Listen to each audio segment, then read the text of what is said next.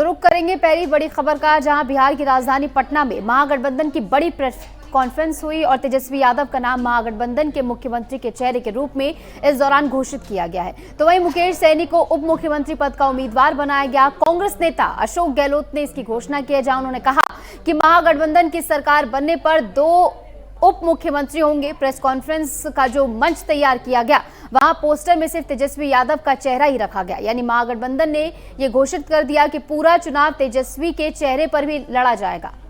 तो तेजस्वी यादव के नाम की घोषणा करते हुए कांग्रेस के वरिष्ठ नेता अशोक गहलोत ने कहा है कि हम अमित शाह जी और उनकी पार्टी के अध्यक्ष से पूछना चाहते हैं कि आपके गठबंधन का सीएम चेहरा कौन है।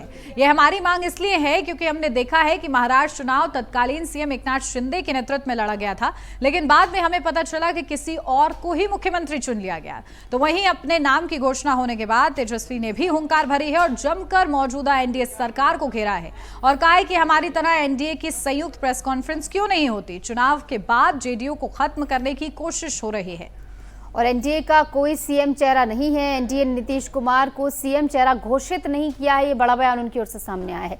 बीजेपी नीतीश कुमार को सीएम नहीं बनाएगी। एनडीए में नीतीश कुमार के साथ अन्याय हो रहा है, ये बात भी तेजस्वी यादव की ओर से कही गई है।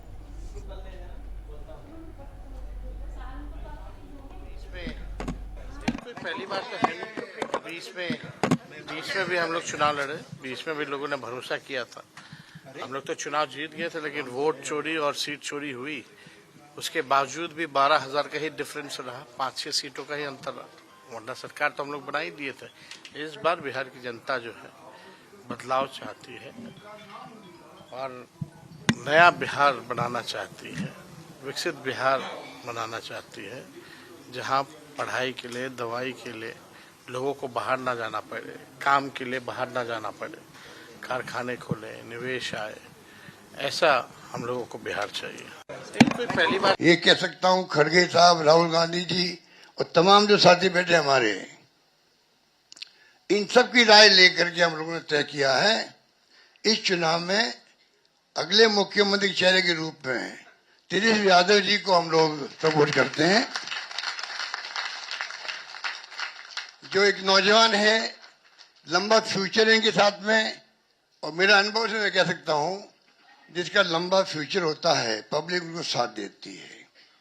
ये नौजवान है, कमिटमेंट रखते हैं। पिछली बार भी जो उन्होंने स्लोगन दिए थे, नौकरी के दो या कोई दो, या जो वादे किए थे उसमें खरे उतरे। तो ऐसा व्यक्तित्व आपके सामने नौजवान के रूप में आया है। सोच समझ के सबने फैसला किया है। हम आप लोगों को इतना जरूर कहना चाहते हैं, जो भाजपा के लोग आरोप लगाते हैं, जंगल राज की बात करते हैं, लगातार बिहार में अपराध बढ़ रहे हैं। हमने बताया 70,000 मर्डर हुए, कई रेप हुए, बच्चियों को पीएमसीएच में बलात्कार कर देता है लोग, परिवार के लोग उसको अस्पताल लेके जाते हैं, 4 घंटा तक बेड नहीं मिलता, मृत्यु हो जाती है। वो जंगल राज नहीं। कोई ऐसा दिन नहीं जहां बिहार में 200 राउंड गोलियां ना चलती हो। हर जिले में लगातार अपराध है, कोई ऐसा जिला नहीं बचा जहां डेली अपराध ना होता हो। लेकिन ये प्रोपेगेंडा है।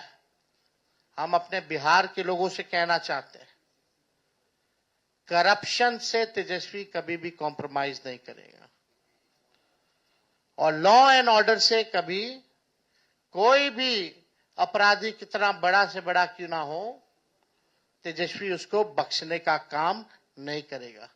तेजस्वी की परछाई भी अगर गलत काम करेगी तो उसको भी तेजस्वी सजा दिलाने का काम करेगा। आज ये समय बेसब्री से 3.5 साल से मैं इंतजार कर रहा था, वो घड़ी आ चुकी है।